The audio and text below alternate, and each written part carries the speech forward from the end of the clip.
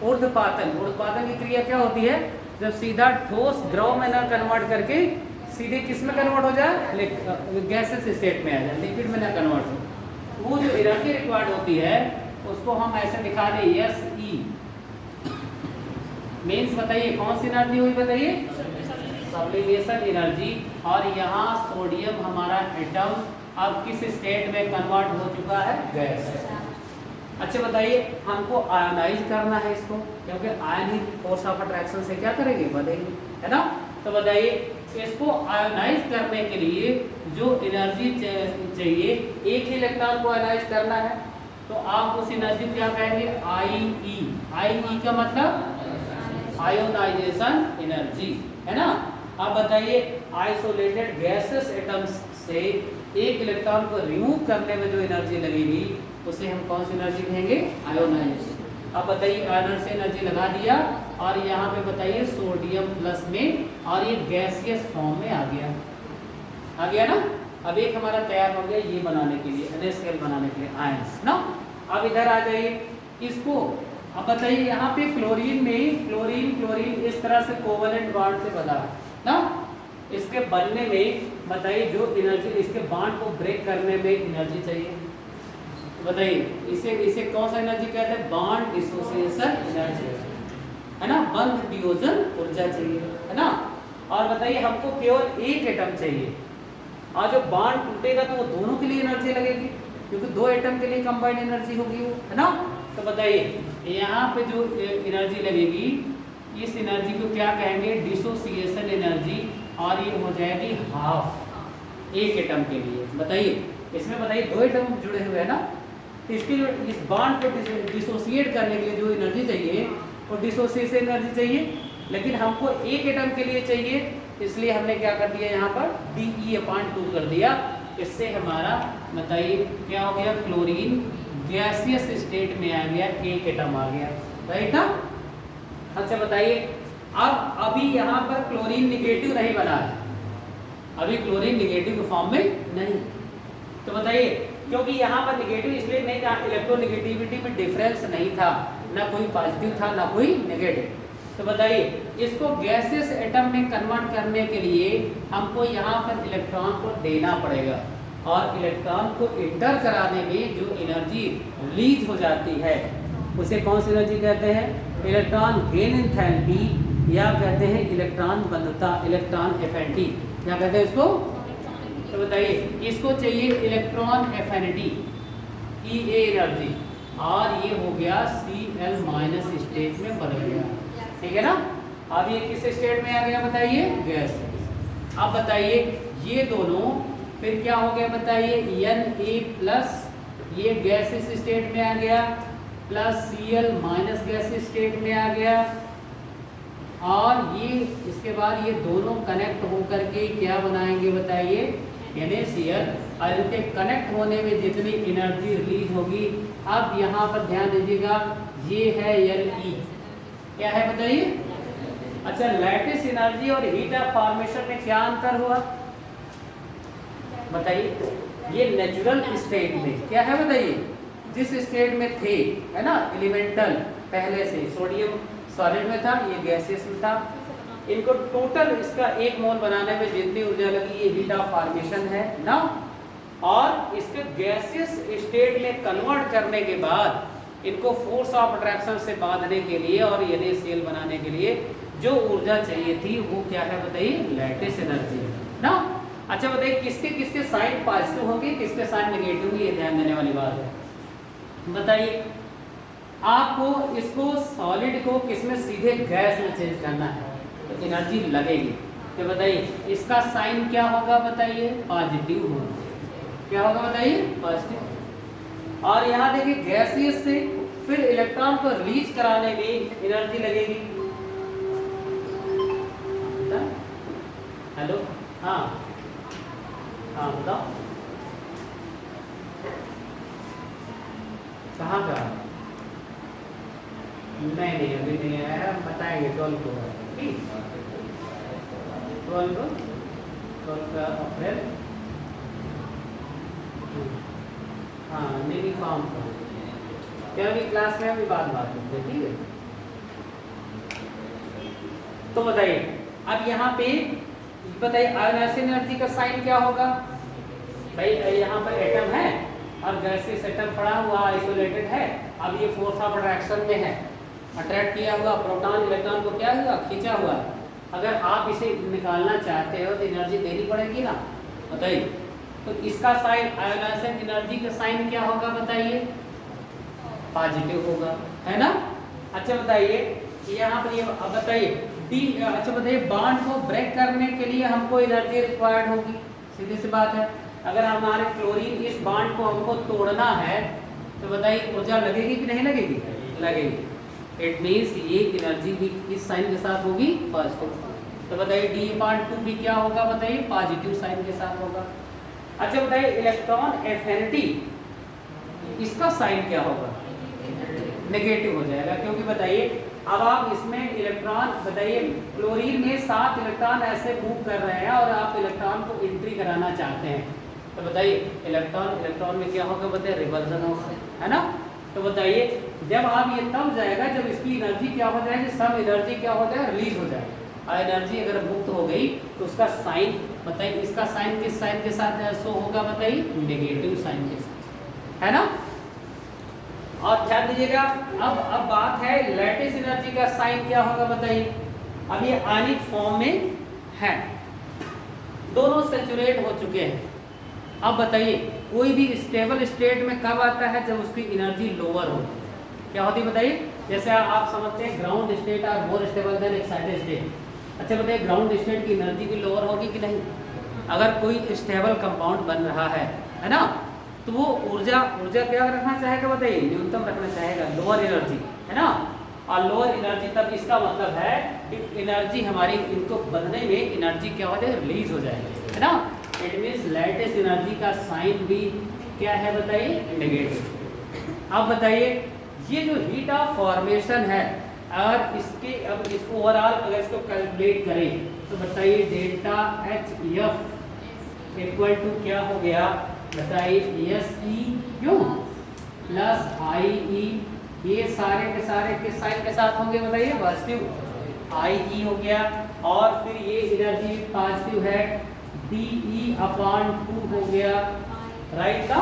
अब यहाँ पे minus electron affinity minus LE, इससे आप बताइए अब यहाँ इसको इधर ले लेंगे तो इसका साइन क्या हो जाएगा, पॉजिटिव, इधर जाएगा इसका साइन क्या हो जाएगा, नेगेटिव। अब बताइए इनमें ये वैल्यूज दे करके कभी ये पूछता है हीट ऑफ फॉर्मेशन या कभी मेनली कौन सी एनर्जी कैलकुलेट करने की पूछेगा, लैटिस एनर्जी।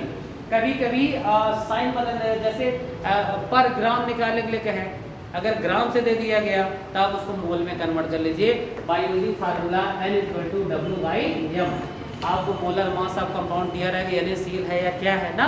अगर ग्राम में दिया रहे तो ग्राम को आपको किस में कन्वर्ट कर लेना है बताइए, मोल में। इस प्रकार इस फार्मूले द्वारा। अच्छा ये बताइए एक तरीके से हेस लॉ कांस्टेंट हीट समेशन ही तो है, अलग अलग स्टेप में लगी हुई एनर्जियों का एडिशन प्रोडक्ट है कि नहीं। तो इस प्रकार आप लैटिस एनर्जी कैलकुलेट करते हैं, ये जरा बना लीजिए। और ये साइकिल पूरी ये जो साइक्लाइज होकर ये बन रहा है, इस साइकिल को क्या कहते हैं बताइए, बॉर्न-हार्मर साइकिल, है ना।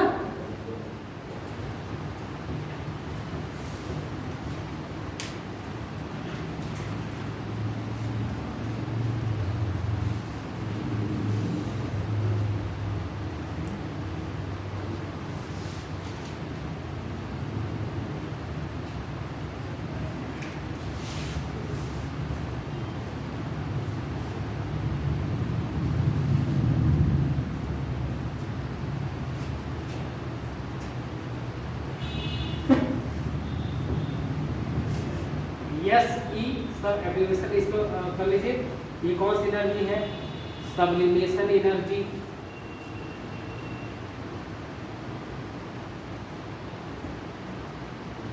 IE ionisation energy.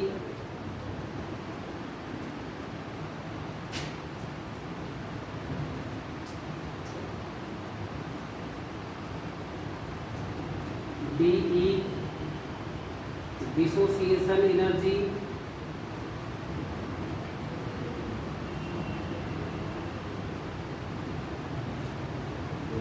LEA electron affinity,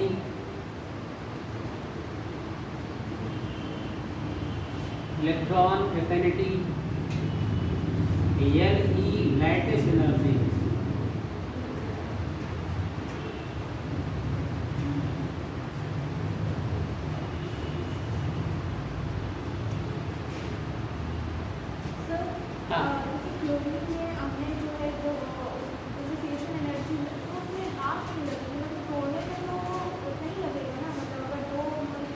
भाई कलेक्टिवली देखिए, जैसे सपोज दैट एक इलेक्ट्रॉन इसका शेयर है, एक इलेक्ट्रॉन इसका शेयर है, ठीक है। ये टोटल दो हमको देखिए एक एटम के लिए चाहिए, और यहाँ ये दोनों एटम बचे हुए हैं, तो ओवरऑल जो बॉन्ड डिसोसिएशन एनर्जी चाहिए ये दोनों एटम के लिए होगी ना, क्योंकि दोनों क्या है बताइए, बाइंड है। तो बताइए हमको ओवरऑल, जैसे आप कभी ये पढ़ते हैं हीट ऑफ फॉर्मेशन, यदि पढ़ा होगा एक मोल के बनने में जो एनर्जी रिक्वायर्ड होती है, जैसे अगर वाटर है, अगर यहाँ देखिए H2 प्लस ऐसे ले लिया 2H2 बन गया, और इसमें दिया है delta HF equal to 115.4 kilo joule जैसे। एक्चुअली क्या है, अभी यहाँ पर देखिए ये प्लस साइन के साथ या नेगेटिव साइन साथ जिस साइन के साथ हो, कॉन्सेप्ट कहता है कि जो ये वाटर मॉलिक्यूल है इसका एक मोल उसके एलिमेंटल अवयवों से प्राप्त होने। वाटर के एलिमेंटल अवयव कौन है बताइए, हाइड्रोजन है और ऑक्सीजन। इसके एक मोल बनने में इसके एलिमेंटल जो एलिमेंट है उसे बनने में जितनी एनर्जी रिलीज होगी वो उसकी हीट ऑफ फॉर्मेशन है। बट यहाँ पे कितने मोल बने हैं बताइए, 2 मोल। इसका मतलब एक्चुअल हीट ऑफ फॉर्मेशन इसका क्या हो जाएगा, हाफ हो जाएगा। समझ गए ना। अब बताइए हमको NaCl से कनेक्ट करने के लिए ओनली 1 क्लोरीन की जरूरत थी। अब क्लोरीन गैस में कितने क्लोरीन है बताइए, 2 है। इसका मतलब ये जो भी एनर्जी होगी इसके बॉन्ड को ब्रेक करने में, उसका बताइए वो 2 के लिए है ना, 2 एटम को फ्री स्टेट में लाने के लिए है। बताइए अब इसको जब ये टूटेगा तो 2 एटम फ्री स्टेट में आएंगे, जबकि हमको चाहिए कितना, 1 एटम चाहिए। इसका मतलब वो ऊर्जा क्या हो जाएगी, हाफ हो जाएगी ना, क्योंकि हमको 1 एटम से ही कंबाइन करना, उसको ज्वाइन करना है यानी के साथ। इसलिए यहाँ पर DE/2 होगा, क्योंकि यहाँ जितनी भी एनर्जी आएगी वो इक्वल टू 2 एटम को फ्री करने के लिए होगी, और हमको चाहिए कितना, 1 एटम। तो एक्चुअल एनर्जी हमारी क्या हो जाएगी, जैसे यहाँ 1 मोल के लिए हमने हाफ कर दिया, ऐसे 1 एटम के लिए गैस स्टेट में आने के लिए उसकी एनर्जी को क्या करना पड़ेगा, हाफ कर देना पड़ेगा, है ना। अब यहाँ पर ये बना लिया पूरा। अच्छा एक अनदर एग्जांपल लेते हैं, जैसे अगर एक MgO बनना है तो उसकी लैटिस एनर्जी कैसे कैलकुलेट होगी, है ना। मैग्नीशियम ऑक्साइड ये बना लिया, और इसी साइकिल को जो ये दोनों मिल रहे हैं गैसेस फॉर्म में आ रहा है और ये कनेक्ट हो रहा है, इस पूरे प्रोसेस को कौन से साइकिल कहते हैं, बार-बार। इनके साइन बदलते हैं, दिया रहेगा, बीच में पता चला ये दे दिया, सारी चीजें दे दिया, ये पूछ लिया, है ना। या बॉन्ड डिसोसिएशन एनर्जी, मेनली इसमें कौन सी एनर्जी पूछेंगे बताइए, लैटिस एनर्जी। इसको इधर कर देंगे पॉजिटिव साइन साथ, और हीट ऑफ फॉर्मेशन दे दिया, इधर जाएगा किस साइन साथ हो जाएगा, नेगेटिव। कभी किलो जूल में, कभी ग्राम में, इस तरह का यूनिट कन्वर्ट करके ये लैटिस एनर्जी कैलकुलेट करने की बात करें, है ना।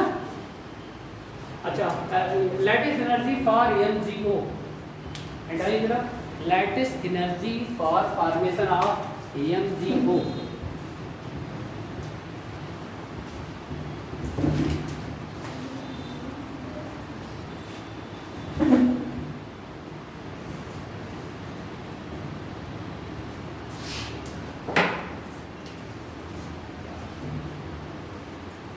अगर सपोज दैट डबल इलेक्ट्रॉन को निकालना है या डबल इलेक्ट्रॉन को डालना हो तो क्या होगा, अब वही ऐसा ही केस है MgO, है ना। अच्छा बताइए MgO मैग्नीशियम ऑक्साइड बनना है, और how to calculate the lattice energy of MgO। बताइए मैग्नीशियम का नेचुरल स्टेट क्या है बताइए, मैग्नीशियम सॉलिड मेटल है ना।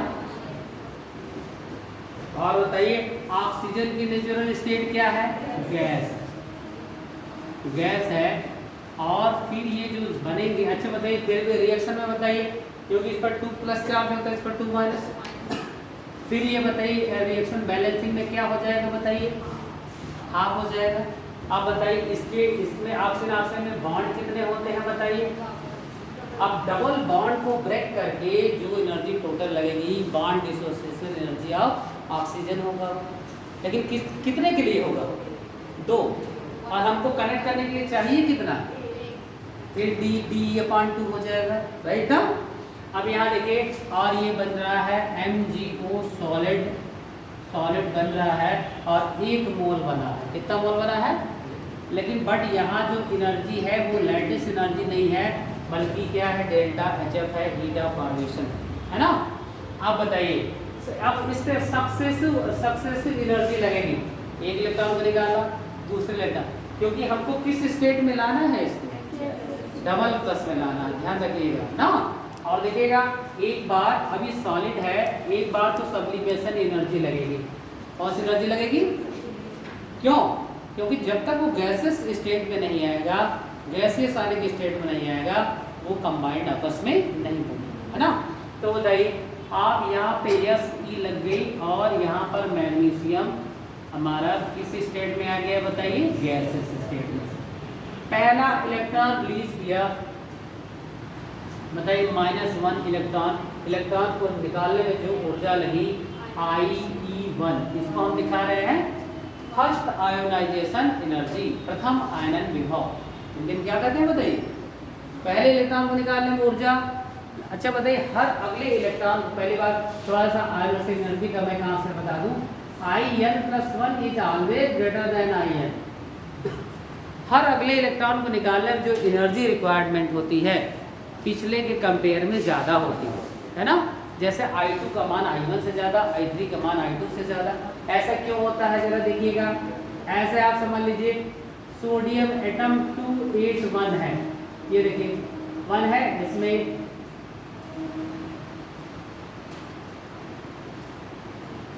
ये सपोज दैट सोडियम का केस है ना। अच्छा, पहले इलेक्ट्रॉन को निकाल दिया IE1, देख रहे हैं, प्रथम आयनन विभव। क्या हो गया बताइए? अगर आपने पहला इलेक्ट्रॉन निकाल दिया तो पहली बार नाभिक से जो इसका रेडियस है, रेडियस कम हो गया। बताइए, ये सेल खत्म हो गया ना। आप बताइए, ये जो 10वां इलेक्ट्रॉन है और न्यूक्लियस के करीब आ गए ना। अब आप बताइए, फिर यदि आप इस वाले इलेक्ट्रॉन को निकालना चाहोगे IE2, तो इसकी ऊर्जा का मान पहले वाले से ज़्यादा होगा कि कम होगा? ज़्यादा होगा, क्योंकि बिल्कुल इलेक्ट्रॉन न्यूक्लियस से करीब आता जा रहा है। क्यों? है ना। अच्छा, एक और फैक्टर पढ़ा होगा, ENC, प्रभावी नाभिकीय आवेश, इफेक्टिव न्यूक्लियर चार्ज। इलेक्ट्रॉन के जैसे बार बार निकालते हैं, ENC डोमिनेट करता जाता है और रेडियस घटता जाता है। क्या होता जाता है बताइए? रेडियस डिक्रीज करता जाएगा, क्योंकि बताइए नाभिक से आप proton, number of proton equal to number of electron होते हैं ना। बट आप आउटर मोस्ट सेल से इलेक्ट्रॉन को निकालते जा रहे हो, लेकिन न्यूक्लियस से प्रोटॉन नहीं निकल रहा है। अच्छा बताइए, सोडियम के न्यूक्लियस में कितने प्रोटॉन होंगे? बताइए, 11 होंगे। आप बताइए, ये 10 इलेक्ट्रॉन को फोर्स ऑफ अट्रैक्शन से खींचेंगे, अब एक और निकला तो 9 को खींचेंगे, एक और निकला तो 8 को खींचेंगे। तो बताइए, नाभिक का जो प्रोटॉन का जो डोमिनेटिंग इफेक्ट है वो बाहरी कक्षा में डोमिनेट होता जाएगा। इसी को हम क्या कहते हैं? इफेक्टिव न्यूक्लियर चार्ज, प्रभावी नाभिकीय आवेश। अगर ये बढ़ेगा तो रेडियस क्या हो जाएगा? घट जाएगा। अच्छा बताइए, इलेक्ट्रॉन के बार बार निकालने से इसका मतलब है कि रेडियस क्या होता जाएगा? कम हो जाएगा। और जैसे ही रेडियस कम होगा, फोर्स ऑफ जो प्रोटॉन होगा उसका फोर्स ऑफ अट्रैक्शन इलेक्ट्रॉन के प्रति क्या हो जाएगा? बढ़ेगा। फिर हर अगले इलेक्ट्रॉन के अलगल में पिछले के कंपेयर में ज़्यादा एनर्जी रिक्वायर होगी ना। इसका मतलब हर अगले आयनन विभव का मान पिछले की तुलना में क्या होगा? ज़्यादा होगा। कहते ये बात हुई। अच्छा, इलेक्ट्रॉन एफिनिटी का भी कांसेप्ट समझ लीजिए आप। आपने क्लोरीन है, सपोज दैट ऑक्सीजन है, पहला इलेक्ट्रॉन भाई ऑक्सीजन के पास 2 और 6 है, इसको 2 इलेक्ट्रॉन की रिक्वायरमेंट है। जैसे ही पहला इलेक्ट्रॉन डाला, ऑक्सीजन ने ले लिया, पहले स्टेप में माइनस चार्ज हो गया, E का साइन नेगेटिव साइन हो गया। बताइए, इलेक्ट्रॉन टहल रहा है और इलेक्ट्रॉन को डालना चाहते हैं, इलेक्ट्रॉन रिवर्सल कर एनर्जी क्या हो गई? रिलीज हो गई। तो इसका जो इलेक्ट्रॉन एफिनिटी का पहला इलेक्ट्रॉन एफिनिटी का साइन क्या हो गया? पॉजिटिव। लेकिन अब बताइए, अब ये माइनस हो चुका है और फिर से आप दूसरा इलेक्ट्रॉन डालना चाहते हैं, तो बताइए अब इसकी इच्छा नहीं रहेगी कोई आसानी से हमारे अंदर प्रवेश करे, क्योंकि ऑलरेडी माइनस है और इलेक्ट्रॉन भी क्या है बताइए, माइनस है। अब फोर्स क्रिएट करना पड़ेगा, जबरदस्ती एनर्जी लगानी होगी अगर आप इसमें दूसरा इलेक्ट्रॉन प्रवेश कराना चाहते हैं, क्योंकि ऑलरेडी अभी तो न्यूट्रल था तो एक इलेक्ट्रॉन में क्या कर लिया, ले लिया, अट्रैक्ट कर लिया और एनर्जी रिलीज कर दिया। इलेक्ट्रॉन बनता, energy release during we add the electron in outer most orbit. तो बताइए यहाँ इसका साइन नेगेटिव, लेकिन जो सेकंड इलेक्ट्रॉन बंधता होगी इसका साइन बताइए। अब O पे जब डबल माइनस आएगा तो E A का साइन, इलेक्ट्रॉन बंधता का साइन क्या होगा बताइए, पॉजिटिव होगा। द्वितीय इलेक्ट्रॉन बंधता का मान धनात्मक साइन के साथ और प्रथम इलेक्ट्रॉन बंधता का मान ऋणात्मक साइन के साथ लिया जाता है, ध्यान रखिएगा ना, क्योंकि जब आयन नेगेटिव बन जाता है तो फिर से इलेक्ट्रॉन एंटर कराने में बताइए हमको एनर्जी फोर्सली लगाना पड़ता है, नॉट एनर्जी रिलीज होती है, समझ गया ना। तो अब यहाँ पर देखिए आप इसी देखिए फर्स्ट एनर्जी प्रथम आयन भी को लगाया तो मैग्नीशियम किस में कन्वर्ट हो गया बताइए, मैग्नीशियम प्लस कन्वर्ट हो गया। अच्छा बताइए फिर से सेकंड IE2 आयनाइजेशन एनर्जी द्वितीय आयन भी हो, तब यहाँ मैग्नीशियम किस में कन्वर्ट हो गया बताइए, मैग्नीशियम 2+ में गैसेस स्टेट में आ गया ना। अब बताइए दो बार और जाने लगेंगी सक्सेसिव आयनाइजेशन एनर्जी, है ना, बताइए एक के बाद एक स्टेप में, सेकंड स्टेप में। अब बताइए यहाँ क्या होगा बताइए, पहली बात तो यहाँ पे DE/2 होगा, बात समझ आई। दो एटम में हमको एक एटम को लेना है, इसलिए फ्री कर दिया इससे, इसके बंधन से हमने क्या कर दिया, आज़ाद कर दिया। तो बताइए यहाँ पर ऑक्सीजन एटम आ गया, किस स्टेट में आ गया बताइए, गैसेस स्टेट में आ गया। अब बताइए इसके लिए क्या करना पड़ेगा आपको बताइए, इसके लिए हमको करना पड़ेगा इलेक्ट्रॉन को एंट्री करानी पड़ेगी इसमें, और इलेक्ट्रॉन एफिनिटी EA1 और क्या हो जाएगा ऑक्सीजन 1-, फिर बताइए EA2 ऑक्सीजन 2-। अब ये गैसेस स्टेट में आ गया और ये दोनों अब क्या हो जाएंगे, कनेक्ट हो जाएंगे और बन जाएगा बताइए Le। ध्यान देखिएगा किसके किसके साइन पॉजिटिव होंगे, किसके साइन नेगेटिव होंगे बताइए। इसका साइन क्या होगा बताइए, पॉजिटिव। यहाँ इसका साइन क्या होगा बताइए, पॉजिटिव। इसका साइन क्या होगा, क्यों पॉजिटिव, अब एक इलेक्ट्रॉन निकल चुका, अब तो दूसरा वाला निकालने में पहले कंपेयर में और ज्यादा लगेगा, है कि नहीं, तो एनर्जी हमको देनी पड़ेगी निकालने के लिए। लेकिन यहाँ देखिए इसका साइन पॉजिटिव है और इसका साइन क्या है बताइए, प्रथम इलेक्ट्रॉन बंधुता का साइन क्या है बताइए, नेगेटिव। लेकिन द्वितीय इलेक्ट्रॉन बंधुता का साइन क्या हो जाएगा, वही बात कर रहे थे, यहाँ भी बात कर रहे थे, जब आप सेकंड इलेक्ट्रॉन एंट्री करते हैं तो फोर्सली इसको क्या करना पड़ता है, फोर्स लगाना पड़ता है उसमें एंट्री करने के लिए ना। तो बताइए जो द्वितीय इलेक्ट्रॉन बंधुता का मान होता है वो किस साइन के साथ दिया जाता है बताइए, पॉजिटिव। तो यहाँ पर ये साइन इसका क्या हो गया, पॉजिटिव हो गया, और Li का साइन ऑलरेडी क्या होता है बताइए, नेगेटिव। अगर आप इसकी लैटिस एनर्जी की बात करें तो lattice energy total delta HF equal to क्या हो जाएगा, कौन कौन सा साइन पॉजिटिव है बताइए, Se plus IE1 plus IE2 plus DE/2 और अभी D/2 minus EA1 plus EA2 minus Le। ये देखिए जब कभी फर्स्ट और सेकंड करके ना दे, कहते कि इलेक्ट्रॉन ये इलेक्ट्रॉन एफिनिटी इसकी इतना है, इसका मतलब वो दोनों को मिला के दे रहा है ना। अगर जब ये डिनोट करते हैं फर्स्ट इलेक्ट्रॉन गेन एंथैल्पी का मान ये है, सेकंड इलेक्ट्रॉन गेन एंथैल्पी का मान ये है, तब दोनों इलेक्ट्रॉन एंथैल्पी मान अलग अलग आपको रखने पड़ेंगे। एक का साइन क्या होगा बताइए, नेगेटिव, और एक का साइन क्या होगा बताइए, पॉजिटिव। और सारी वैल्यू रख करके, या कभी कभी ये दे देता है और ये दे देता है, कल कहता है कैलकुलेट करिए इसकी लैटिस एनर्जी क्या हो। तो मेनली आयनिक कंपाउंड के लिए जो लैटिस एनर्जी और इनकी लैटिस एनर्जियों का मान बहुत हाई होता है, इसीलिए इसके बॉन्ड को ब्रेक करने के लिए ज़्यादा एनर्जी रिक्वायरमेंट होती है, और इनके मेल्टिंग पॉइंट और बॉइलिंग पॉइंट के मान बहुत, आयनिक कंपाउंडों को मेल्टिंग और बॉइलिंग पॉइंट के मान क्या होते हैं, बहुत ज़्यादा, है ना। या कुछ केसेस में जैसे आप डायमंड का स्ट्रक्चर देखते हैं, डायमंड सारे के सारे नॉन मेटल में सबसे ज़्यादा अगर किसी का मेल्टिंग पॉइंट है तो वो है डायमंड का। कितना है आपको पता है, 3727 डिग्री टेम्परेचर पे डायमंड पे करता है, बताइए बहुत हाई है ना। और नमक का मेल्टिंग पॉइंट मैंने कितना पता है, 802, है ना। आपको पता है ये नेचुरली हार्ड मटेरियल है, इससे भी ज़्यादा हार्ड मटेरियल है, पता है, डायमंड से भी ज़्यादा हार्ड है। बोरान नाइट्राइड बीएन ये, लेकिन ये क्या है, आर्टिफिशियल। एक है लियाक, linear acetylenic carbon, linear acetylenic carbon, linear ऐसे मतलब जो जिसमें आप बताइए एसिटिलीन का मतलब क्या है, यही ना। और जब ये पॉलीमेरिक फॉर्म में यानी डबल बॉन्ड इसका ब्रेक करके अगली यूनिट को जोड़ता हुआ चला जाए, इस तरह लीनियर फॉर्म में, तब इसका जो है मेल्टिंग पॉइंट बहुत हाई हो जाता है, डायमंड से भी ज़्यादा हो जाता है ना।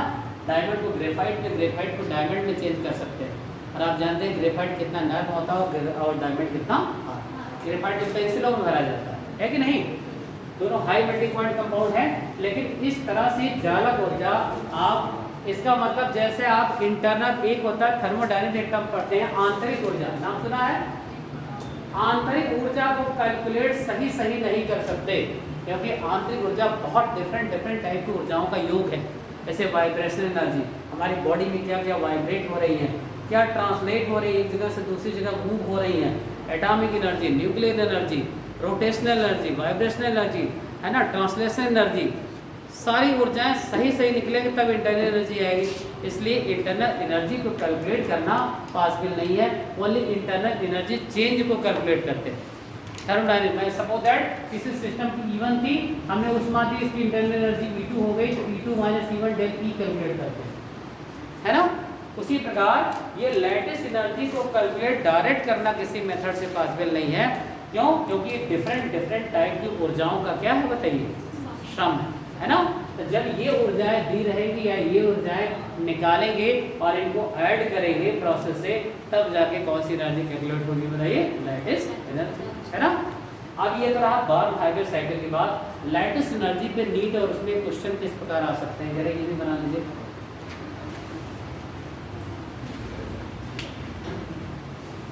इसका मतलब अगर ट्रिपल इलेक्ट्रॉन होता, एल्युमिनियम ऑक्साइड बनता, तो क्या करते हैं आप, 3 बार सक्सेसिव इलेक्ट्रॉन को निकालते हैं एल्युमिनियम का ना, I1 I2 I3 प्लस हो जाता, क्यों, और फिर एक नेगेटिव होता और बाकी क्या हो जाता बताइए, ऑक्सीजन लगा है तो दूसरी वाली क्या हो जाती है, पॉजिटिव हो जाती है ना।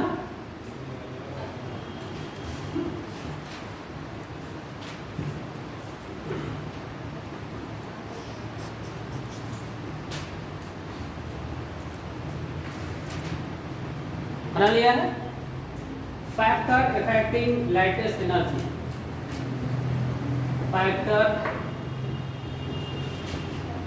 Affecting lattice energy.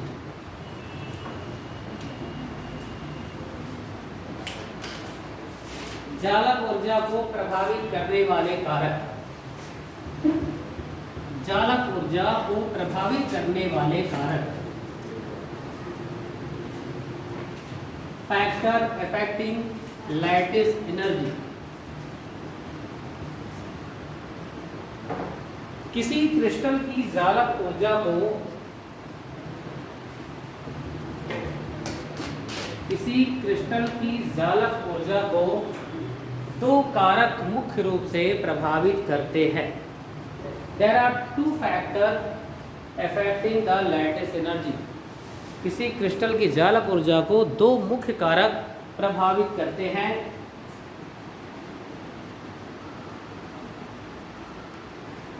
पहला, charge of cation and anion. Sir ई नहीं होगा, क्या?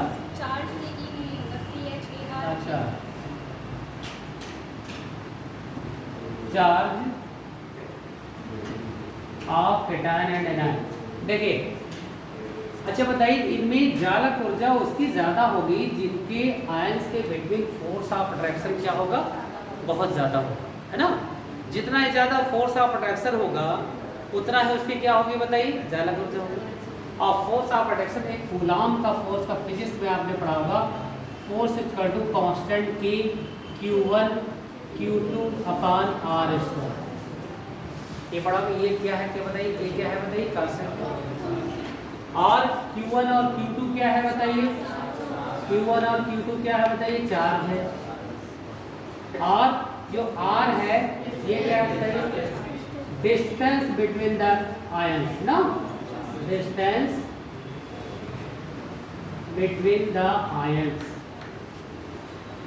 सीधी सी बात है, यहाँ आप देख रहे हैं जो फोर्स ऑफ अट्रैक्शन है डायरेक्टली प्रोपोर्शनल टू चार्ज है। क्या है बताइए, डायरेक्टली प्रोपोर्शनल टू चार्ज है। इसका अब फोर्स ऑफ अट्रैक्शन बताइए, फोर्स ऑफ अट्रैक्शन ज्यादा होगा तो बताइए LE का मान भी क्या हो, लैटिस एनर्जी का मान भी क्या होगा, ज्यादा होगा, है ना। और बताइए पहला तो बताइए लैटिस, क्या कंक्लूजन निकला, lattice energy directly proportional to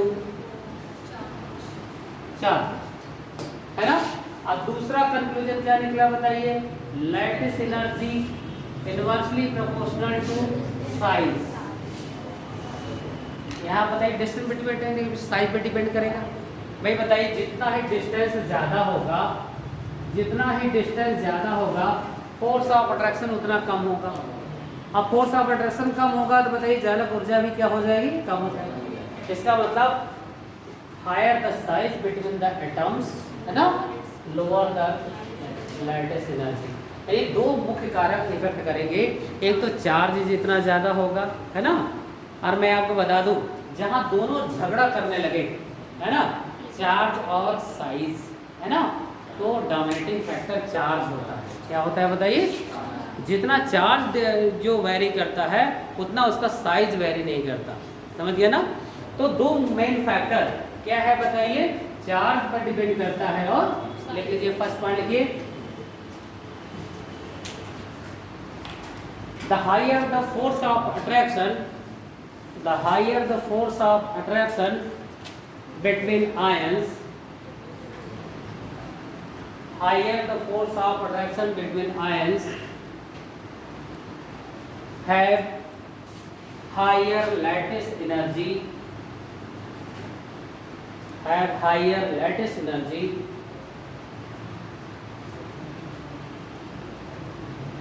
lattice energy directly proportional to charge, lattice energy directly proportional to charge and inversely proportional to size,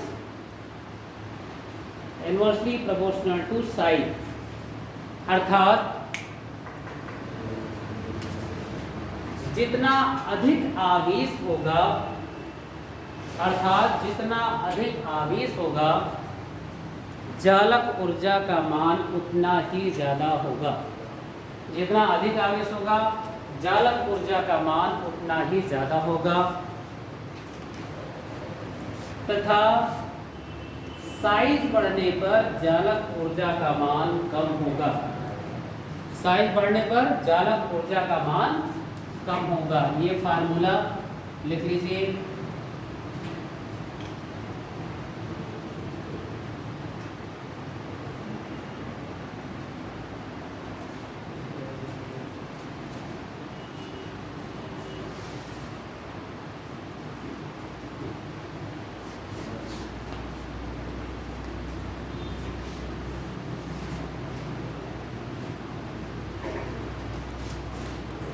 question first देखिए किस प्रकार आएगा।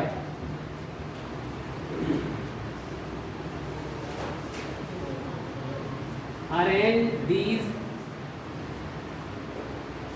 Ionic compound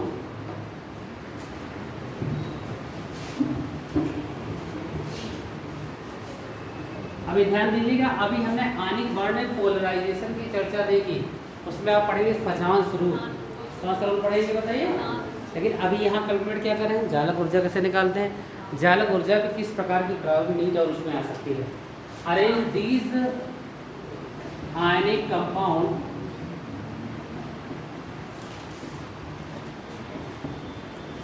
into decreasing order of lattice energy.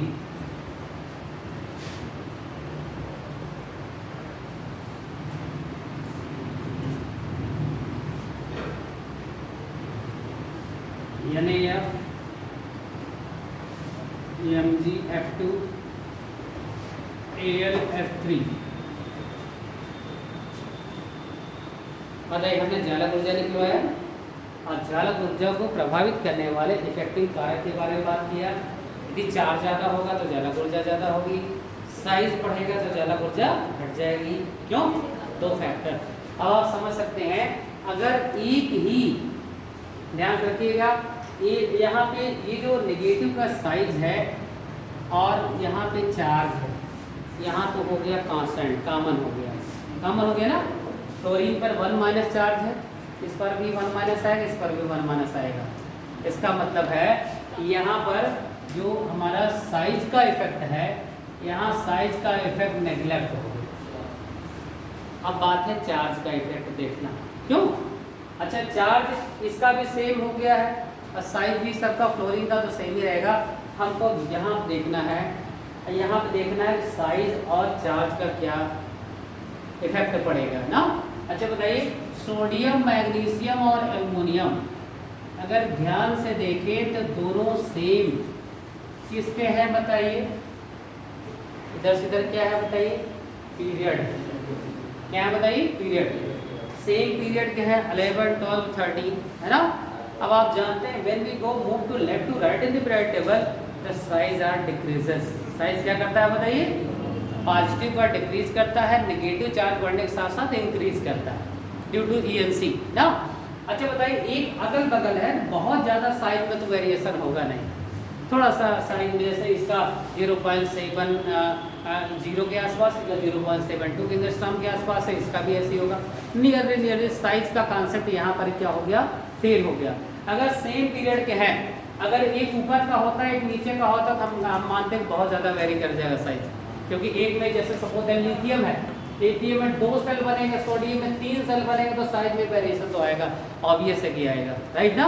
लेकिन same period के atom है, इनके size में बहुत ज़्यादा वेरिएशन नहीं होगा।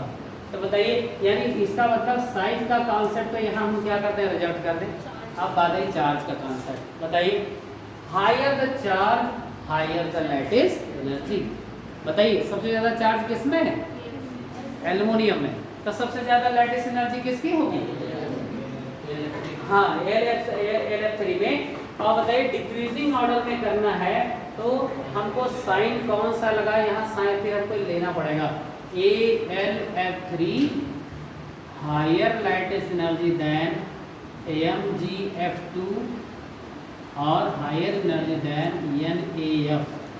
और ये रहा कौन सा ऑर्डर बताइए? Decreasing order of ALE, right. ये तो यहाँ पे चार्ज का कॉन्सेप्ट से आ गया, ठीक है ना। बना लीजिए जरा। क्वेश्चन 2,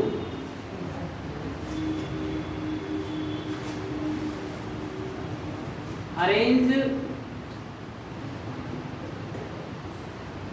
these ionic compound, ये उतार लिया।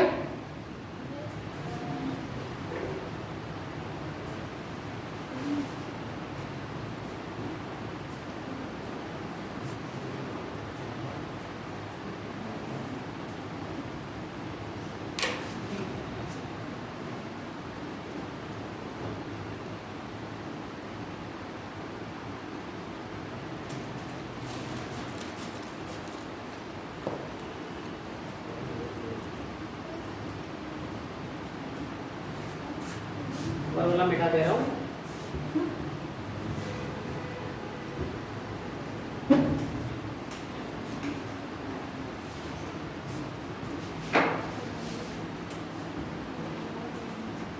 Arrange these ionic compound into increasing order of Le.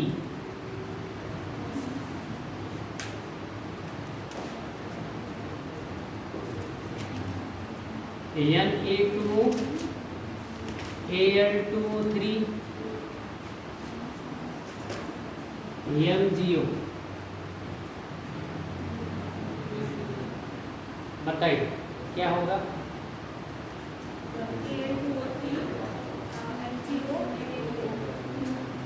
किस ऑर्डर में करना है? इंक्रीजिंग।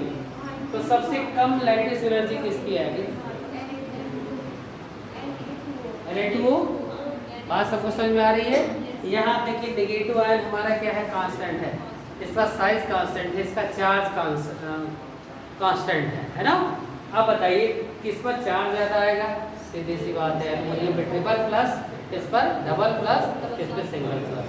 तो किस ऑर्डर में इंक्रीजिंग का मतलब होता है? सबसे कम पहले लिखें, means Na2 less than MgO less than Al2O3।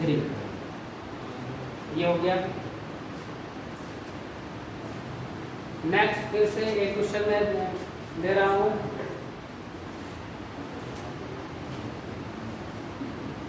Arrange these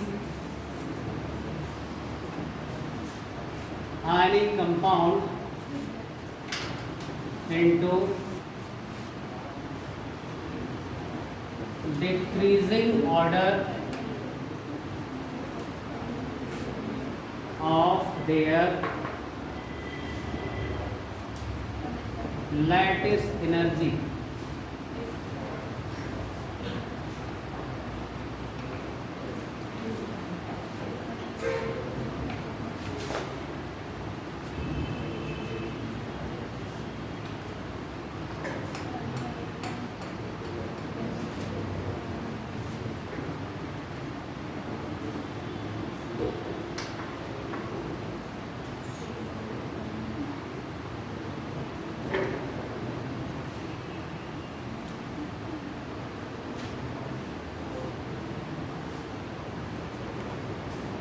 बताए यहाँ पर क्या कॉमन है? Cl कॉमन है, इसका साइज और इसका चार्ज दोनों कॉमन है ना? अब बताइए हमें क्या करना है? साइज देखना है, चार्ज भी देखना है। बताइए सबसे ज्यादा चार्ज किस पर आएगा? CaCl सबसे ज्यादा चार्ज। तो सबसे ज्यादा लैटिस एनर्जी आएगी किसकी? CaCl ऑलरेडी ना। किस ऑर्डर में करना है बताइए? डिक्रीजिंग। तो सबसे ज्यादा जिसकी होगी सबसे पहले लिख ले, राइट ना? तो बताइए क्या हो जाएगा? बताइए CaCl2 ग्रेटर दैन। अब बताइए अब किसकी होगी? बताइए। यहाँ देखिए, अब यहाँ तो चार्ज का कॉन्सेप्ट था, यहाँ साइज वेरी बहुत हल्का करेगा। पोटेशियम जस्ट बाद कैल्शियम है, ये 1 प्लस चार्ज, ये 2 प्लस चार्ज, इसका साइज इतना ज़्यादा नहीं पड़ेगा जितना चार्ज जस्ट 2 गुना हो गया। भाई इस पर 1 चार्ज है और इसका कितना हो गया? 2 टाइम हो गया। जितना चार्ज 2 गुना ये बढ़ रहा है उतना साइज 2 गुना नहीं होगा कम से कम। अगल बगल वाले हैं ये ना, सपोज समथिंग पिकोमीटर, अगर 100 पिकोमीटर है जिसका 120 130 से ज़्यादा नहीं हो सकता है ना। लेकिन बताइए चार्ज क्या हो रहा है? जस्ट डबल हो रहा है, इसलिए डोमिनेटिंग फैक्टर क्या होगा? बताइए चार्ज है ना। तो बताइए अब इसके बाद यहाँ पर देखिए साइज, इसका साइज सबसे बड़ा है तीनों में सीजियम का। टॉप टू बॉटम जाने पर साइज क्या होता है? बढ़ता है। अगर बढ़ता है तो lattice energy inversely proportional to size. तो लैटिस एनर्जी सबसे कम किसकी होगी? इसकी। और इन तीनों में सबसे ज्यादा किसकी होगी? अब इसके बाद नंबर किसका है बताइए? NaCl, then KCl, then CSCl, और यहाँ लिख देंगे हम कौन सा? बताइए decreasing order of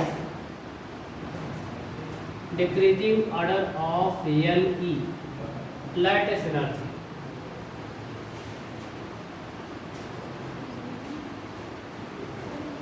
अच्छा एक बात बताइए, सपोज दैट Li2 है और Li3n है, दोनों में किसकी लैटिस एनर्जी हाई होगी?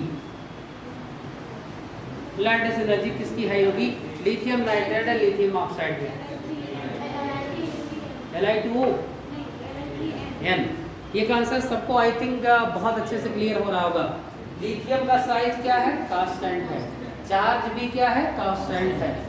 लेकिन अब डिपेंड करेगा इसका साइज और किसकी, बताइए। ऑक्सीजन नाइट्रोजन से ज्यादा इलेक्ट्रोनेगेटिव है, बट इस पर क्या चार्ज होता है? -2। इस पर क्या चार्ज होता है? -3। किसका चार्ज ज्यादा है ना? तो बताइए लैटिस एनर्जी हाई किसकी होगी? कौन सा साइन लगा दें? दिस, है ना। आप बताइए एक क्वेश्चन और दें। इक्वेशन बताइए NaF और MgCl2, इन दोनों में विच वन है हायर लैटिस एनर्जी? अब बताइए, ये दोनों कहते हैं। अब साइज की बात अगर हम करें, Na+ और डबल प्लस है ना यहाँ पे, और यहाँ देखिए इसका 1- है, इस पर भी 1- है। अगर बात करें साइज की तो बताइए सोडियम का साइज क्या है? मैग्नीशियम के साइज से बड़ा है। अगर साइज बड़ा है तो लैटिस एनर्जी क्या होगी? कम होनी चाहिए, राइट ना। इसके केस में देखिए अब, है ना, कि यहाँ पर फ्लोरीन के साइज से क्लोरीन का साइज बड़ा है। अगर इसकी साइज से अगर देखेंगे आप फ्लोरीन के साइज, अच्छी तरह समझ लीजिए, तो क्लोरीन का एटम का साइज क्या है? बड़ा है।